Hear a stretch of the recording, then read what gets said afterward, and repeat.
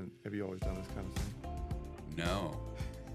My whole past was I was a Sony recording artist, so I was in a rock band until about 2006, and then in coffee. So I grew up in Seattle and Spokane, but music and coffee was my background. When I moved here, I just followed my son around. With my ex-wife moved a lot, so I just always tried to be close to my son. How old is he? He's 17 now. So You like him? yeah, That's good. I love my son. Wow, everyone loves their kids, but do you like them? Yeah, Yeah, that's even better. yeah. Yeah. And they just moved to Bend last year, and so now he's down there. But they were in Oregon City, and she did buy a house here, so I ended up moving here, and then she moved to Oregon City. So always trying to be close. But when I moved here, I was going to go into business with a producer friend of mine, and we were going to get a new Prevo tour bus. Yeah. And then make it an audio video mobile studio essentially, and go around for concerts and interview the artists and sporting events and interview the athletes. And that ended up falling through, but I went to the school district, Evergreen School District, to get a CDL, and ended up just staying there. So I was a school bus driver for 7 years, up until like a year and a half ago. Yeah. That I did as an off track. So I started this 7 years ago, video production, and I was driving in the morning, shooting in the afternoon, driving in the afternoon, and then editing at night, rinse and repeat. So I love kids, and I love driving a school bus, but it got, what am I going to do? You know? Right. Plus, school bus drivers, they really don't make that much money. So Yeah. Do you still play music? I do. Not very often, but I'm just starting to play with a local band. Oh, cool. And they haven't ever played live before, but it's more of a performance art kind of setting. So What do you play? I play bass. Yeah. You look like a bass player. That makes sense. Yeah. Got that vibe to you. Okay. Yeah. Yeah, so we're gonna play in like more like theaters and stuff like that, not in bars. Yeah. That'll be fun. Yeah, so that's kind of fun. But that's when I started doing video. I wasn't playing music, Right. So I didn't have any creative outlet. And Mickey was a huge influence for seeing how much I loved making videos for her, just for fun. And she was like, "Well, you're really good at this. Maybe you should, start a business." And so I did, and then I started doing like $200 videos for real estate, walkthroughs and stuff like that. And then I started. I joined a group on Facebook that was like, I think back then it was maybe 800 members of production guys and media guys, and that's really where I learned the value and not undervaluing my services and what I can be able to do. I call it the artist and the operator when I coach people. There's people that are good at the thing, and then they decide to go into a business doing the thing, but running a business is a whole different skill set than doing the thing. Right. And then they're like, wow, I just want to do the thing, So, yeah. Yeah, so it was, it just like opened my eyes, and I'm like, okay, this is really cool, and I can be able to make a living at doing this. And I never stop learning, I thank God for YouTube now, because it's like, if I need to learn lighting techniques or It's all on there. yeah, Everything is. everything. And so every morning, that's what I do. I get coffee. Mickey and I sit and chat for a little bit, but I'll look up certain videos and, oh, that's cool. Or this is a cool, product. Maybe I could utilize this way. And so now that's where I really want to be able to take everything that I've learned for 7 years and start essentially helping other people with whether it's product or techniques or things that I've failed at and learned from, that I can help others. So it's always been about helping other people, even with music. Like I did private bass instruction when I first moved here too. And so that was like, yeah, this is fun, But I just didn't have enough students. I went around to all the high schools and junior highs and There's not that many people playing bass. There's not that many bass players, right? Yeah. So, but I don't know. This has been great. Mm-hmm. It's keeps my creative side flowing and kind of helps keep me alive. Well, if you enjoy your days, that's all it's really about, Yeah, right? But sometimes it's just like Mm-hmm. the backlog of stuff, you know. Mm-hmm. And I still have a problem with organization. Sure. So that's where it's really, Because you're the artist. yeah. But then I got to do the contracts, and I got to do the invoicing, and then I got to do that's the this and the operator, sales, and I'm like, yeah, I just want to have fun. Yeah, it's very common, that, and when I work with people, that issue, and then also like learning to delegate and leverage through people, because a lot of people can't let go of things. You know, either the habit ties them to it, or they just aren't. They don't think anyone else can do it as well as them. The ego holds them back, and then we're all limited by the amount of time we have in the day, right? So if we can't leverage through automation or technology or others, then you're kind of stuck. You cap out even if you're ultra successful, because everybody has the same amount of time in a day. Right? Yeah. I know I get that way. I'm really OCD, and giving up that control. Mm-hmm. I did have a paid intern for about a year, Yeah. and I was teaching her how to edit with Final Cut Pro, which is Apple based. That's usually what I use, because she was Premiere Pro with Adobe, and so it was tough because I was spending a lot of time teaching and not enough time on the other side of things. Yeah. So, but she was getting good. But I reached out to Clark College, the digital media department. Met Tom Olson, and so he's already sent me a couple of his students that are interested in Interning or something. That's cool. Yeah, That'll help get another set of hands on things and get some things off your plate. Yeah, I need the client work though to be able to justify paying. Yeah, it's a catch-22, right? You can't chase the client work unless you got someone doing the stuff, and you can't do the stuff unless you. Yeah, it's definitely. I know what you're saying for sure. So tell me about you. Are you from here? Where are you? You're from here? Mm-hmm. From Vancouver? Yeah, since like 4th grade. Oh wow. Yeah. Yep. And started selling Cutco when I was 17 years old as a senior in high school. Made like $44,000 my senior year of high school. And when you live at home and have no bills, you might as well give me $1 million. So of course, immediately bought a cool car, and kept selling. And my girlfriend at the time, who became my first wife, got pregnant with our oldest daughter right out the gate, and starting pay out of college back then was like $30-some thousand a year. So I was like, I'm not going to go to college to make less money. That makes no sense. So I sold for a couple years and residential Cutco in home by appointment. And then I ran a Cutco office in Portland and then in Gresham. It was a top 5 office in the company. And then there was a kid in Ohio that was selling. The problem with Cutco is when you sell it, no one ever needs it again. And when you're a sales guy, that's a hard gig, because you sell them the set, then they literally, even if you break it, we replace it. It's like it's a one-time purchase. They'll buy a gift, or they'll buy, add to their set a little bit, but for the most part, they're one and done. So you can work your average order bigger and get into nicer neighborhoods, and you sell more that way. But it was really kind of capping out. So there's this kid in Ohio selling to builders, lumber companies, engraved Cutco as gifts. So I came back. I learned some stuff from him at a national conference. I was always top 20 in sales in Cutco in the country, even in residential sales, and that's about 100,000 they recruit a year. And I took I sold to some companies around here, Sun Country Homes and Par Lumber and some others, Sepulveda Homes back then, Cascade West, and it became really apparent that a lot of what we just talked about with the operator and the artist, a lot of people that go into construction are good at construction, so they start a company. So as soon as things tighten, the first thing to do is cut marketing when they should spend more. So realtors and loan officers were always talked about good people to practice on, not that great at clients because they always bought little orders, but good people to practice on. So I developed a program to sell to realtors and loan officers. And I was never looking to have a national program. I was never looking to be an engraver. I was never looking for any of it. I was just looking for a better mousetrap for myself.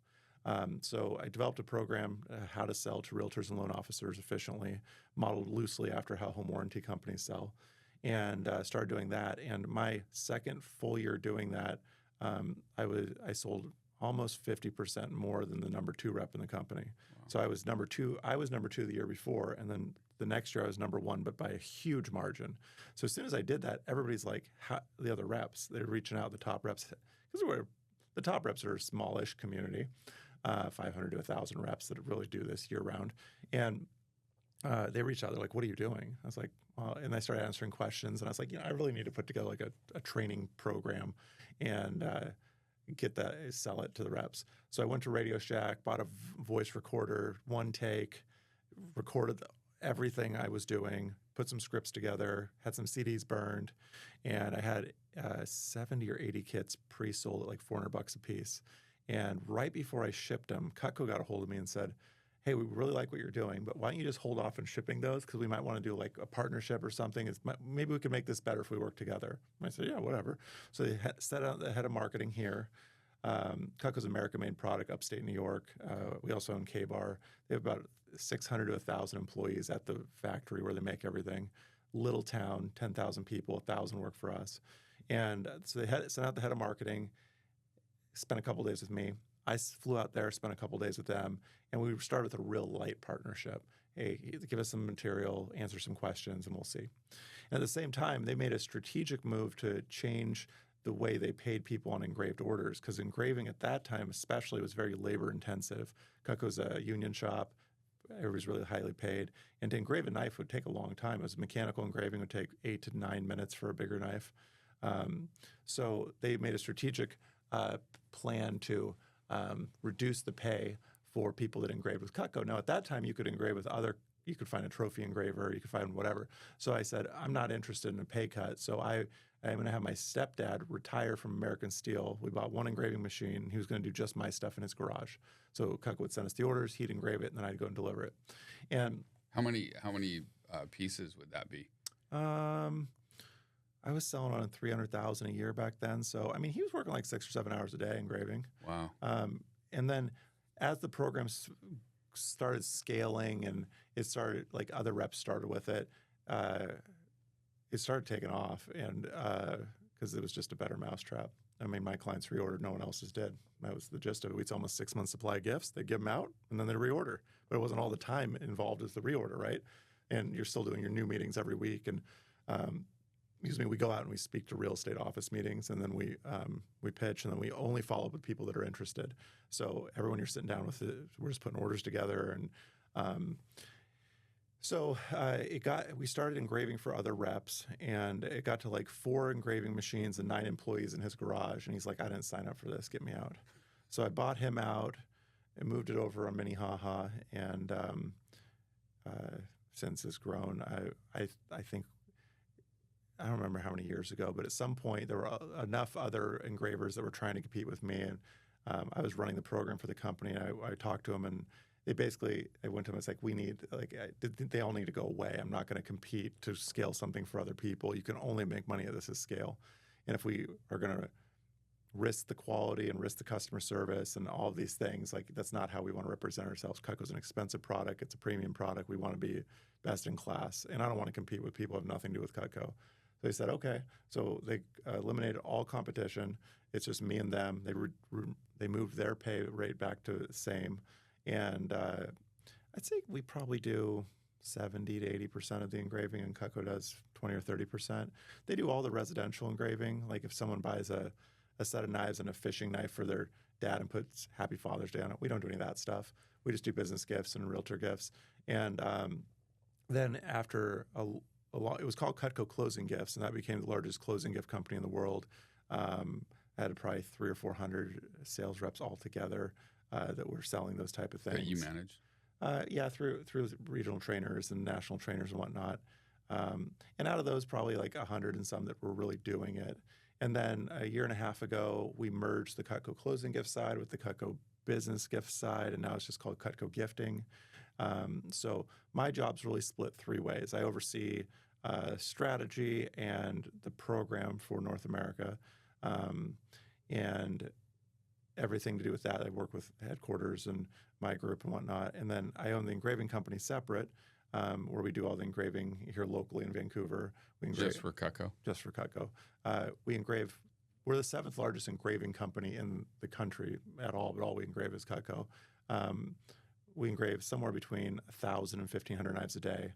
Wow. We have 30-ish employees, and we're a warehouse for Cutco now. So they send us stuff bulk. We fill the orders, we prep the orders, we engrave the orders, we ship the orders. We have a drop ship department. So most of our clients are ordering a 6-month supply, and we're shipping it to them all at once and billing them over 6 months. But some people will do the same thing, but we hold the product, and then once a month they'll send us their list, and then we send them out to their clients. So it looks like it's coming from them. National or internationally? We don't do any of the Canada stuff because the duty and the over-the-border stuff is so expensive. Yeah. They have a few independent engravers up there that do that. I still oversee the program up there. I just don't do anything engraving. And then several years ago, I want to say it's 4 years ago now, the engraving process changed, technology changed, and now we can use fiber laser instead of mechanical engraving. So if we were still doing it the old way, we'd have probably 30 machines running 2 shifts a day. Wow. And that's incredible. But now we have 5 machines and we run 4 of them 1 shift a day. Because now a knife can be engraved in 8 seconds versus 9 minutes. That's amazing. And it's perfect mark. There's no wear parts. It's just better in every which way. And then our drop ship department manages the onesie twosies that are mailed out. And then, like I talked about earlier with the operator and the artist, my reps are, for the most part, the artists. They're great at sales. They're not great at the back end. So we develop teams where most of them are on an operator's team, and they'll help them. And then we also offer that service here locally. We do the back end for around 50 of my reps, where we'll do not just the admin and processing, but we'll do all the marketing, the follow-up, and the future calls. So the email marketing, the text marketing, the gold group marketing, the database cleanup, the work, the calls, the reorders, the processing, everything. So if they're on our team or work with us, they do get the initial order, and then we take care of everything else. And when future orders come in, they get those just like they would have got them, but they don't have to have infrastructure and staff and support and database. We do all of it for them. And it's really a break even for us, but for me, it's a retention tool because reps that have hundreds of thousands of dollars of recurring revenue stay. And they also, it's also all that stuff that we sell and manage, that all needs engraving too. So that's where we make our money on, is that $2 million or whatever Dana sells in her group every year. That all needs engraving as well. Yeah. So it's got a different win for us besides the direct win of it's really to break even. I would not do it if I didn't have the engraving company. So that's kind of the third side of it. So oversee the program, have the engraving company, and then it's part of the same company, but it's a different division of it.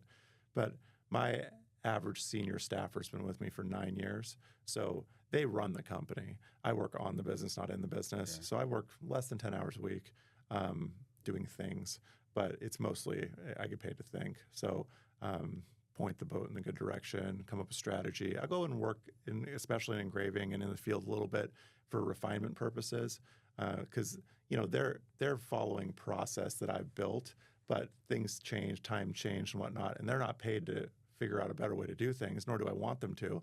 So I'll go work in different departments, in dropship, in the shop, in billing, in admin, in fulfillment center, warehousing, proofing, inside sales. I'll work in these departments maybe one day in each department twice a year, and I'll do a full day with them, and I'll do the job they do.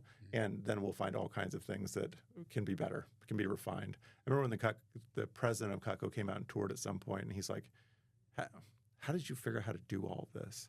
And I said, well, you just mess it up until it's not messed up anymore. Yeah. That's what entrepreneurship is. Because there's no way to unengrave knives, so there's a lot of redundancy built in our process. So out of the 1,500 or so knives a day, we only misengrave 2.4 on average. And still 700 knives a year, but out of, Cutco Gifting will probably do a total of $30 million in sales this year, and all that stuff gets engraved. So it's not that much in relative terms. So out of 700 knives in a year that are not engraved properly, are you able to donate those to anything, or do they have to get scrapped?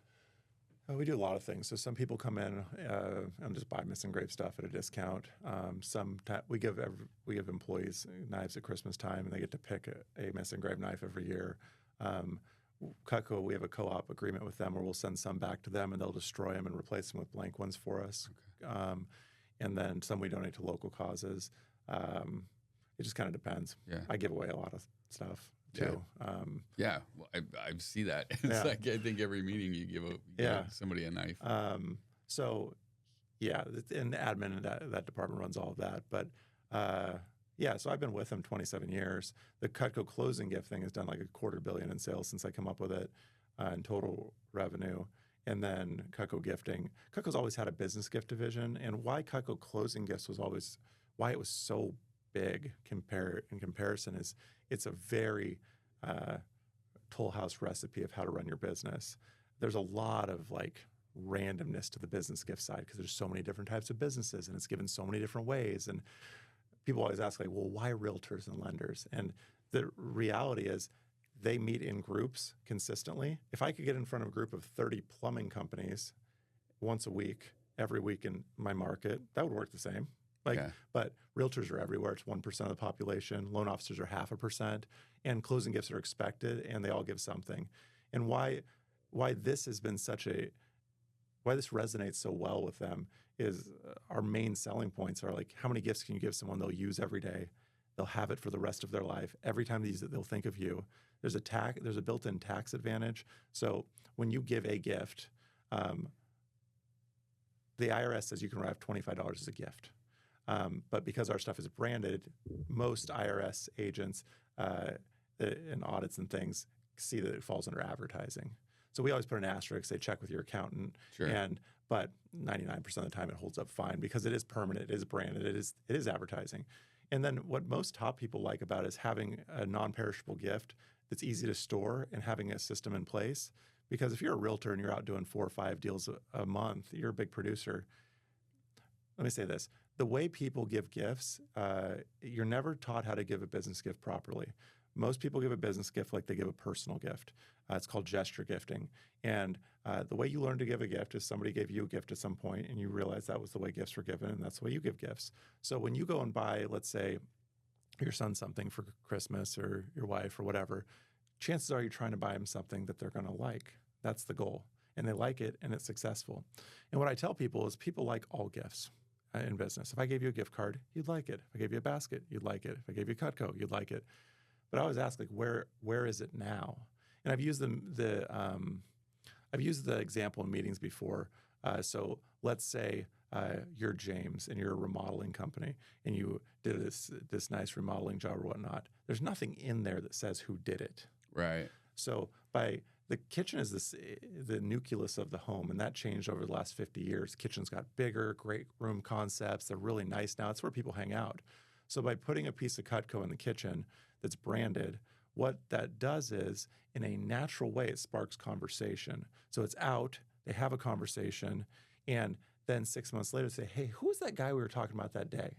And it creates business versus running into a past customer, and maybe you're the roofing company and you run into a past customer and you say, oh, my mom just put a roof on her house. And you're like, what the heck? And it's not because they weren't willing to refer them. It's because they were never asked.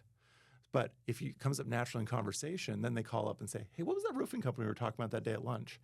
Then it turns into business. And instead of a consumable, which again, almost all gifts are gone within 30 days. And the ones that generally aren't ultra useful. They get tucked away on a shelf somewhere or put in a drawer. Or regifted later. Regifted. Even with our product, like we lean into products that are going to be used a lot, right? Something that engraves well and it's going to be used a lot in the kitchen. Like a barbecue set's awesome. We sell them. A carving set's awesome. We sell them. But how many times are you pulling out a carving set? Not every day, right? Versus a utility knife or shears or spreader, that kind of thing where it's just used consistently. One of my top loan officers of all time goes, hey, if I get one brain cell a day, that's all I need. And so it's an easier mousetrap for our reps too, because it's really just a diversion of funds. Mm-hmm. Like these people are already spending money on a dinner out or a basket or whatever, and just switching money over to something that better serves them makes a lot of sense. Now, also a lot of people really like the wow effect of, let's say, a happy basket. So what they'll do is they'll take a Cutco knife and they'll put it in there. So they have the nice consumption, the wow effect, and all of that. And then once it's all gone, there's still something left over, has the thing on it. Or sometimes we'll tie it to like a pizza cutter and they'll take it with pizza on move-in day and drop it off from Papa Murphy's or whatnot.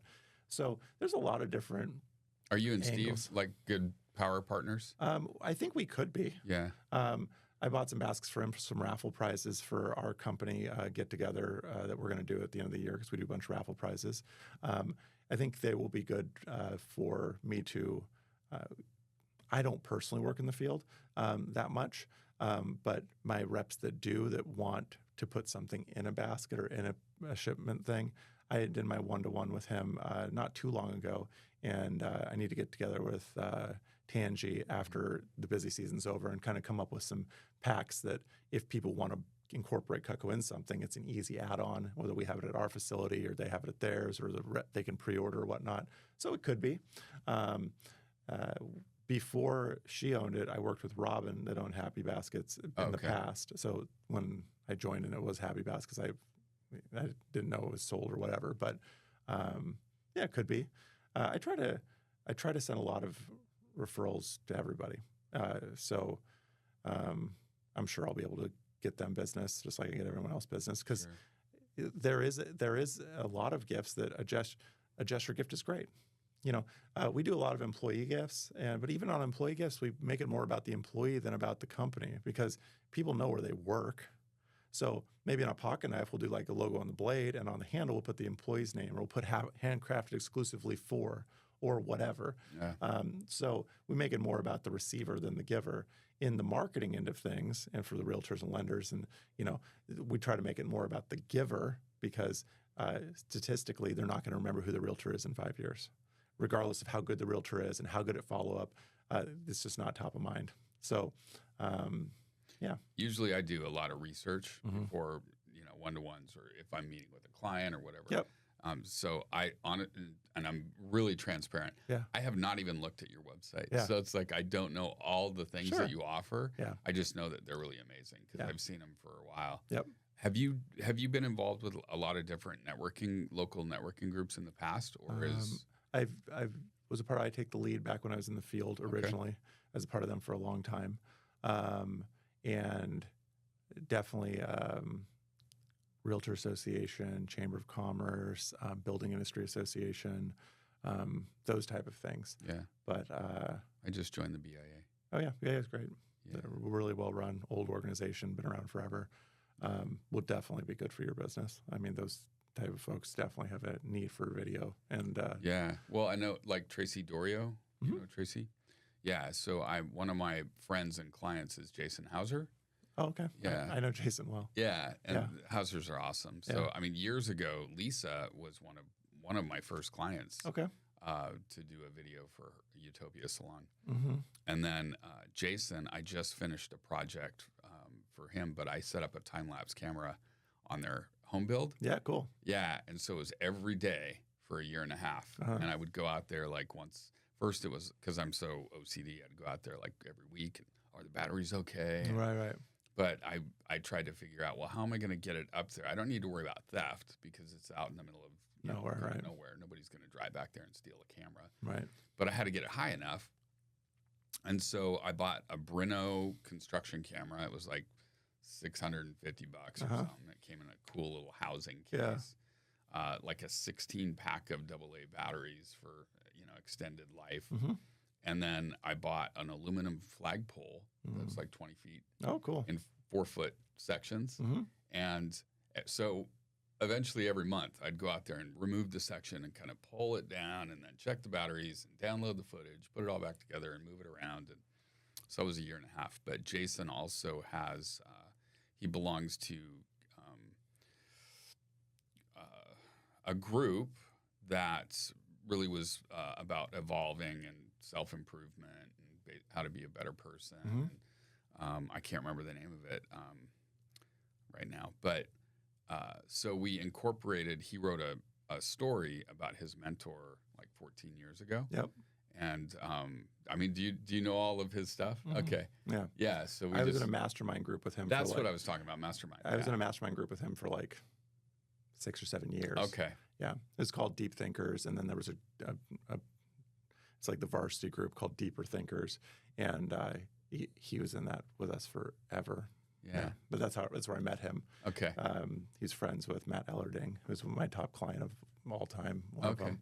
And that's how I met him originally. Yeah. So we kind of, he had this story, and we incorporated his home build with the story that he was writing about meeting with his mentor who passed away. Yeah. And so it's about 25 minutes long. And Okay. so we incorporated all the footage from the house. And, Cool. Yeah. So it was really Yeah. fun and cool.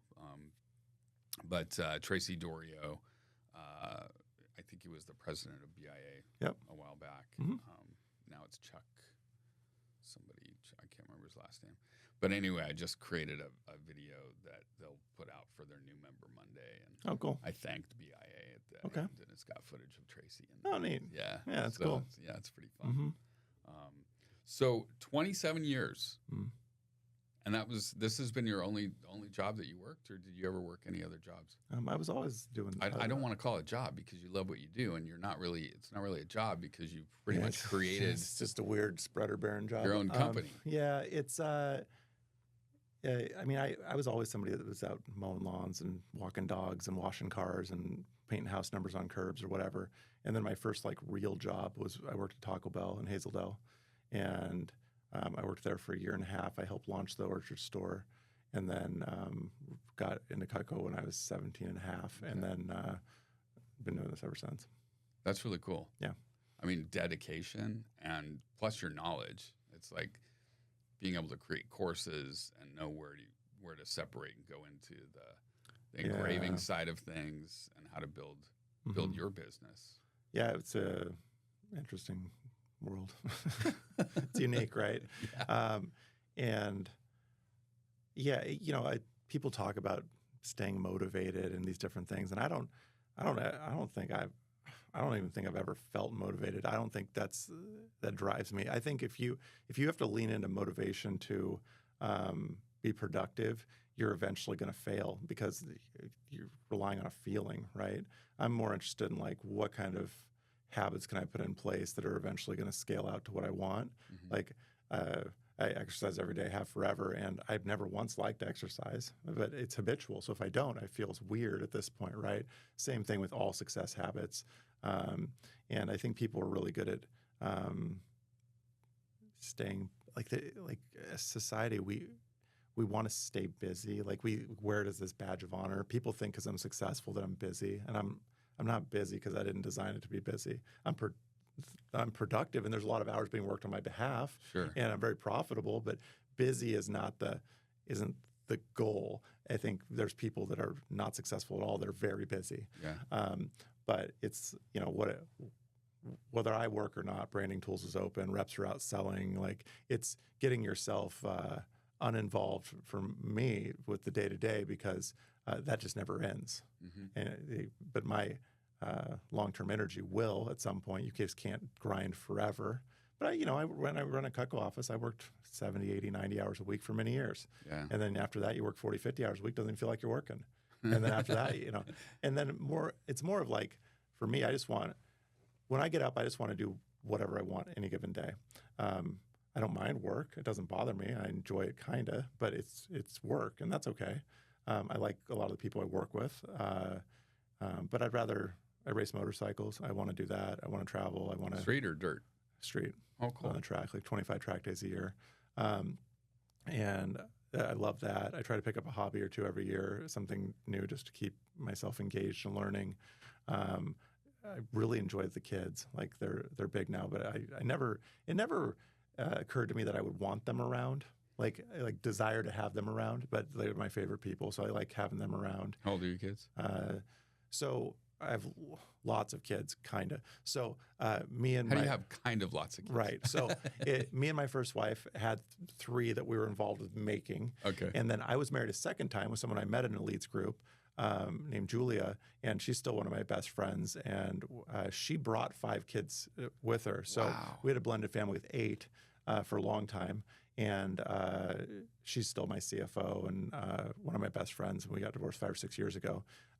But 2 of her kids work for me, and then one's in the military in Bahrain. One's severely autistic, lives in a care facility here locally, and then one works at her other company she owns on Mill Plain called Accutax. So we raised 8 kids in 2 school districts in 10 different schools, and there was a lot of things going on with that. So talk about being organized. You must have really learned how to be organized with 8 kids. I'm natural. I'm good at the sales side of things. I enjoy the sales side of things, the art of that, but I prefer the operational side of things. Yeah. So I like order. I like things to be just so. I like to. Do you consider yourself there's a lot of courses out there that name different personalities. So like I would be, this one course that Mickey and I took, I would be a performer. So basically, always most craziest. I'd do anything. I'd jump off a cliff if somebody dared me, that kind of thing.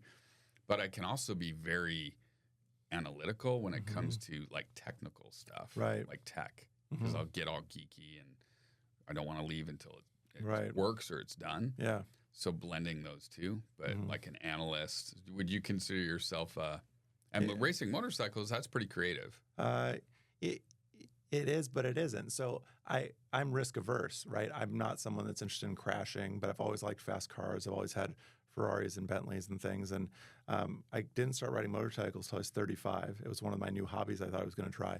And I went up to the class thing at the fairgrounds and took the class on the little shitty motorcycle. And I thought it was so fun. And so I went down and I bought, of course, a brand new top-of-the-line Ducati because that's what you start riding on. And track days were always talked about just things like they said, go take a track day, it'll make your riding better. And so I took one and I just fell in love with the progressive skill set that you can continue to get better technically. So you're not riding just because it's fun and like really getting good at it. So I've taken a total of, I think, 17 days with California Superbike School, lots of coaching, lots of track days, top line performance, all this stuff because I'm interested in the progressive improvement of it. And for me, we live in a world that's very distracted. You don't ever get time to just be in your present. It used to be on the airplane before I had Wi-Fi. Like when you're on the plane, you're on the plane. You can reach it, can whatever. But on a motorcycle, it forces you to practice the skill set of being present. And if you're not present, you die. So that's a pretty good reason to be present.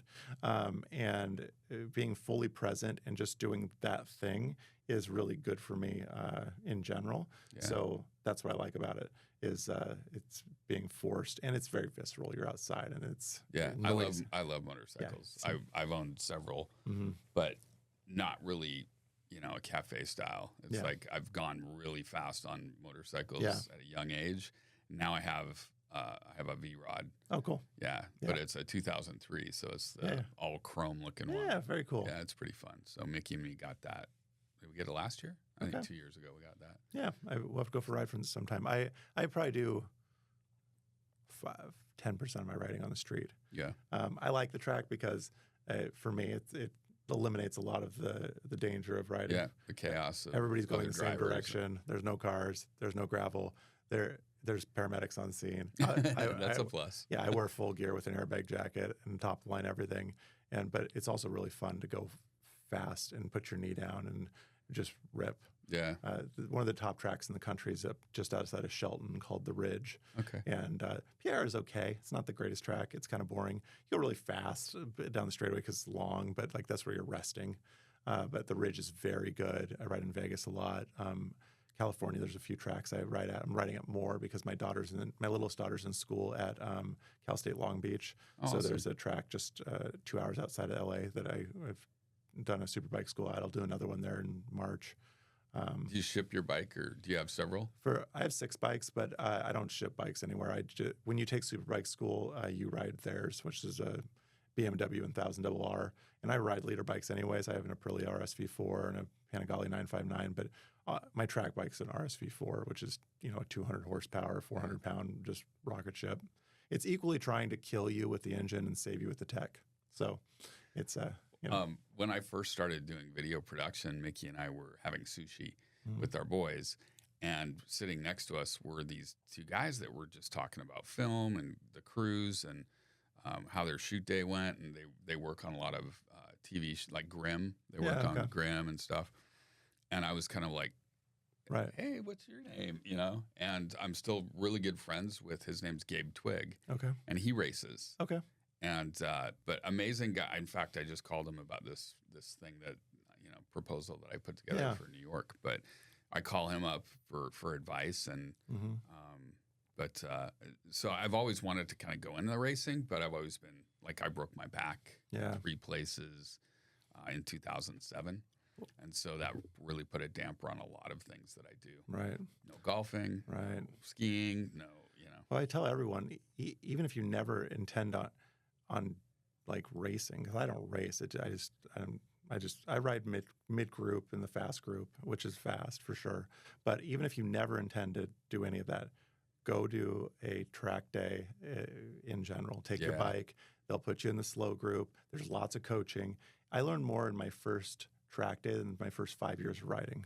Like, it's so useful because you learn to ride, but then you learn habits the wrong way. You don't even know that you learned it wrong. Oh yeah, I know I do a lot of things totally wrong that I probably shouldn't do. Everybody does. Once you get a motorcycle license, like, I just always paid to keep the endorsement. Sure. So I never even took a class when I got my license, which was when I was 18. Yeah. That was a long time ago. So it would probably be really good for me. It's so helpful. Yeah. And that's how it started for me. I never intended to do track riding. That was never, had no interest in that, but I just took it because they said it'd be good for me. And I learned so much. I'm like, this is the place to learn and get better at this. Yeah. And then I just got hooked, and it's so fun. And probably helps you out if you are on the street. 1,000,000 times. Oh yeah. Yeah. Yeah. Just how to be evasive and how to brake and how the bike works. Like, bikes work counterintuitively a lot with counter steering and braking and how to do things. It's very different than cars, and that's how most people learn to drive things.